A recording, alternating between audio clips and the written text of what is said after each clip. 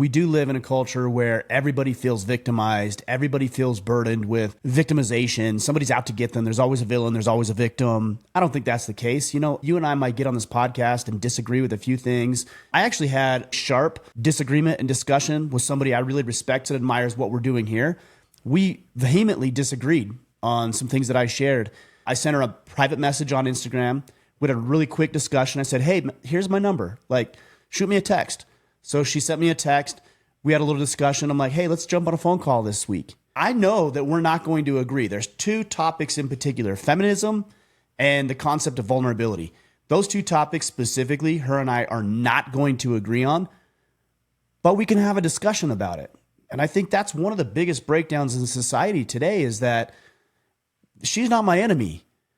The people who disagree with me are not my enemies, but there are enemies, and we need to be able to differentiate between the two. Somebody saying something mean about you or mean to you, they're not necessarily your enemy. They just might disagree, but there are people who are bad actors doing bad things, and they're deliberately and intentionally trying to sabotage our efforts. I mean, that's absolutely true. And I think that you're on a really good point here, because I tell people on my show all the time, if you disagree with my opinion about something or the way that I've expressed my opinion, I'm just going to tell you, if you send me a long email telling me about how my opinion is wrong, I'm not going to take that seriously. I'm not going to take advice from or critique from someone I wouldn't take advice from. But if I'm ever factually inaccurate about something, if I've said something that isn't actually true, please correct the record. It's incumbent upon you as my follower to correct the record on something like that. But we should be able to agree to disagree on a myriad of subjects. The problem is that I see people taking the good advice that you just gave them to the opposite extreme, and they add an 11th commandment, which is thou shalt be nice. And we're like, okay, agree to disagree on abortion. It's like, actually, no, we're not going to agree to disagree on abortion, because that is a human being that is alive that deserves our protection. And so we can disagree on policy, and we can disagree on how it's, figured out on a state level or federal level or things like that. But no, we're not going to agree to disagree on whether or not that is a biologically separate entity than the mother that it is inside of.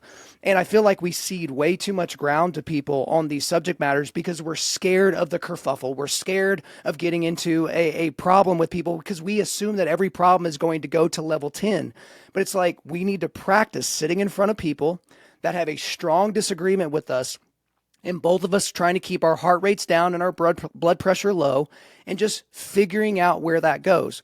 But eventually you do have to come to bedrock. There's the one particular friend in mind that is probably similar to this gal with you.